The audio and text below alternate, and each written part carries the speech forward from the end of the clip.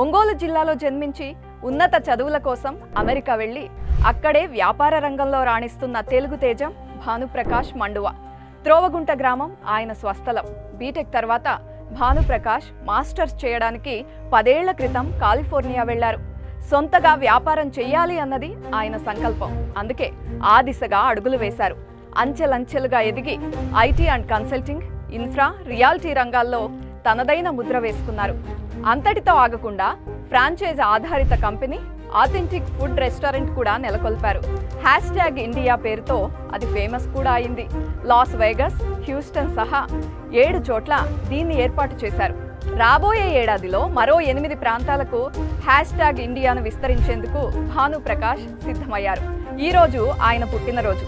ఆయన ఆకాంక్ష నెరవేరాలని, భవిష్యత్తులో మరెన్నో మైలురాళ్లను అధిగమించాలని కోరుకుంటూ #ఇండియా అండ్ సుమన్ టీవీ తరఫున భానుప్రకాష్ గారికి హృదయపూర్వక జన్మదిన శుభాకాంక్షలు.